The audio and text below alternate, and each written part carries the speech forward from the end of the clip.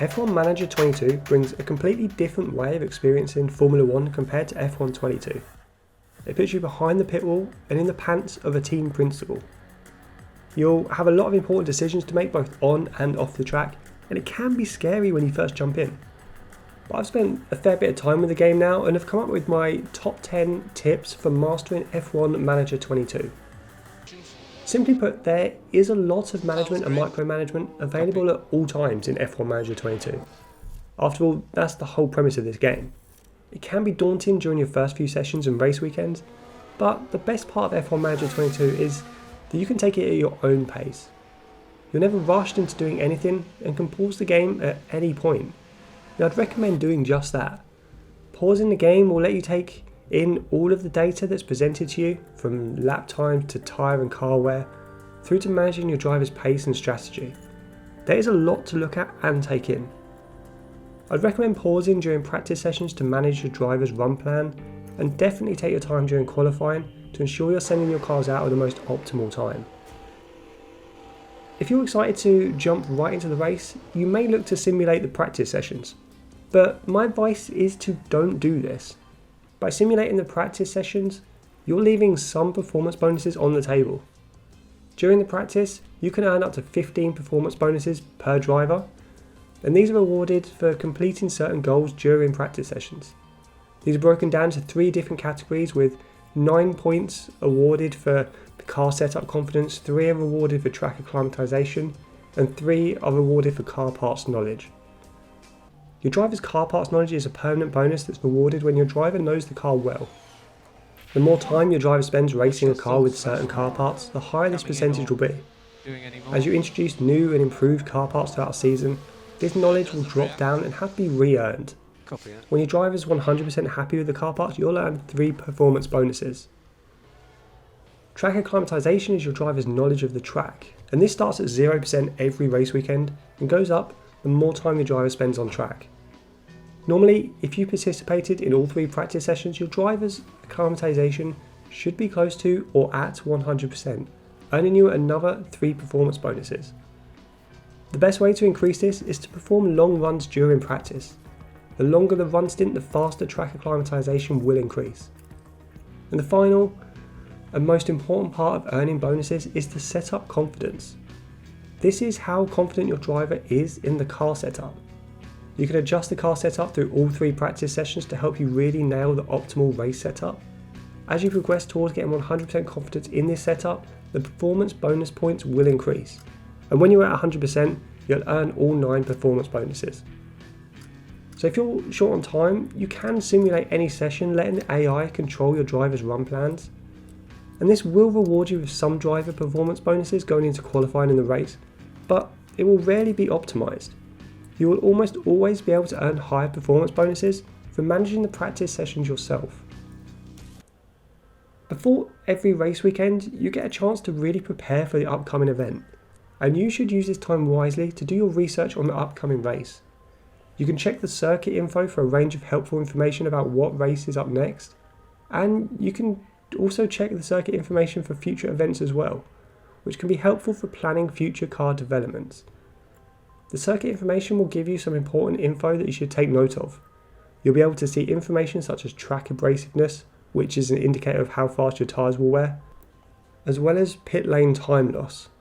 Knowing all of this will help you plan how many pit stops are likely needed and how much time you'll lose each time you do pit. It's also important to check the expected weather report. Now, this isn't always accurate, but it's a good knowledge to bear in mind so you aren't surprised mid-race with a quick change in weather. Another important factor to pay attention to is the car attributes screen. This will show you a set of recommendations for attributes that are important at the upcoming circuit. If you have a car that is good in areas with blue and green thumb icons, you're likely to perform better at that specific track. This is helpful to know when developing new car parts, as you can choose to develop parts that will be influential on the upcoming tracks. It can be useful to see the next 3 or 4 tracks to see what car attributes they recommend most. Then you can plan future car upgrades to match these tracks. And the other important area to check is the expected strategy tab. This will show a set of 3 different strategies that are likely to be in play at the upcoming race. You can certainly create your own strategy, But these 3 recommendations are often the quickest strategies for any race. It's important to note the tyre compounds they recommend, so you can plan which tyres to use in practice and which to keep for the race. As I mentioned earlier, the easiest way to improve your driver's track acclimatization is to run long stints in practice. The longer the run plan, the faster your driver will earn their track acclimatization bonus. So I'd always recommend setting up your first run during most race weekends to be a long 20 to 25 lap stint on hard tyres. Now your driver will only really need around 15 laps to reach 5 out of 5 setup comments, so the extra 5 to 10 laps will be solely to increase your track acclimatization. However, if you run 2 15 lap run stints during each practice session, you may just miss getting 100% track acclimatization, and in turn you'll be leaving valuable driver performance bonuses on the table. Practice sessions are not really about setting the fastest lap times. Yeah, it's good to see where your pace is with other cars, but there are no advantages to running aggressively to top the timesheets. Instead, practice is about increasing driver confidence and nailing your car setups. Both of these things can be done even when telling your drivers to drive less aggressively. The main benefit of driving less aggressively during practice, or any session for that matter, is that they won't take as much life out of the tyres. And this is important during a race weekend, as you'll need to ensure you manage your tyre allocation to ensure you have enough tyres come qualifying in the race. If you burn through all of your soft tyres during practice sessions, you're certainly going to be in trouble in qualifying, as you really need fresh, unused tyres to maximise your qualifying pace. And you may also want to save a set of medium tyres for the race as well, depending on your strategy. Yes, you do always get a new set of medium and hard tyres for the race, but some strategies may require you to run 2 sets of mediums during a full race distance, so keeping 1 set spare can be a solid plan. Now, I won't touch on car setups too much, as I have created a whole video talking about this, but I will say that your driver's car setups are one of the most important parts of any race weekend. Getting your setup right will grant you the highest number of driver performance bonuses, so maximising your setup is important. Changing the car setups is a whole mini game in itself, and one that I talk about in detail in my setup guide video. I'll leave a card in the top right corner of this video and a link in the description below, so go and check out that video to see how to create the best car setups. One of the most important elements to manage during your race is your driver's tyres. Keeping life in your tyres can help you elongate certain race stints, giving you an advantage later in the race. And maximising your pace on certain tyres will ensure you aren't leaving any performance on the table by the time you come into pit. The goal really is to reduce your driver's aggressiveness when there is little progress to be made, such as being stuck behind a few cars, and then you should look to increase aggressiveness if you're in open air with nobody in front and you have spare tyre life to burn.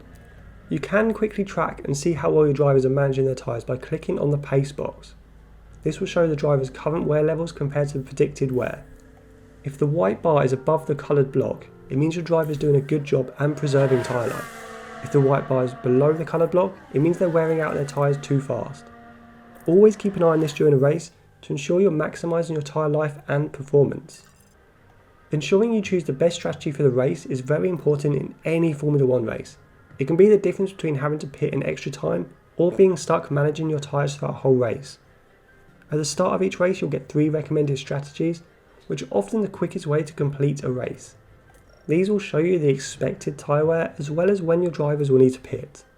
You can change these by editing any strategy and changing how aggressive a driver will drive through a specific race stint. And this can help you decide whether you want to be aggressive at the start or end of a race, and which tyres you'll start the race on. During the race your engineer will pop up and prompt you when it's time to pit your car, and you can go along with this or choose to ignore the call. If your driver has a lot of tyre life left, you may ask him to stay out on track longer, or if your driver is stuck in traffic, you can ask him to pit earlier and try and gain track position. Managing your strategy throughout a race is one of the funnest parts of F1 Manager 22, and something that you should experiment with each race. And another top tip, it's also recommended to split your race strategy for each driver. Putting them both on different strategies will ensure they don't hold each other up on the track or in the pit lane, and can allow one to benefit if you choose a bad strategy for the other driver. And away we go! During each season, every team gets a limited amount of testing hours. The testing is broken into 2 parts, MAU hours and wind tunnel hours. These can both be used to research new car parts to help you develop your car throughout the season. It's important to note that the MAU hours and wind tunnel hours reset every 2 months or so, and this is indicated by the ATR period indicator. Try to ensure that you're using all of your testing hours before each ATR period runs out, as they won't carry over to the next period and you will lose vital testing time. Essentially, don't be too conservative with your testing. Each season, every team has a budget cap that they have to work to. Many teams that aren't competing at the front of the grid won't reach the budget cap, meaning they can spend as much of their budget as they like throughout a season. Front-running teams and those with high budgets will have to ensure they don't spend over the budget cap. Almost everything you do off-track requires a cost and will come from your overall budget, from manufacturing new car parts to upgrading your facilities. You should pay attention to your budget and the budget cap to make sure you aren't overspending. However, you do need to spend to move forwards on the grid. You'll need to upgrade your facilities to increase the effectiveness on and off the track, and you'll need to manufacture new car parts to improve your car. All upgrades for your car and facilities will be beneficial, but there are some that are more important than others. Ensuring that you have enough spare parts is important, because if you run out, you won't be able to compete in a race weekend. Also, improving your facilities will help you out in the long run by allowing you to research more projects at once and recruit extra engineers to help with design projects. F1 Manager is a huge game with a lot of different mechanics, but hopefully these top tips will help you climb to the front and start challenging for wins and championships. And my most important tip of all is probably my first one. Just take your time and enjoy the game. Let me know in the comments below any tips that you have that I haven't mentioned, and whether you guys agree with the tips I have mentioned. As always, hit that like button and subscribe if you want more F1 Manager 22 content. Until next time, I will see you on track.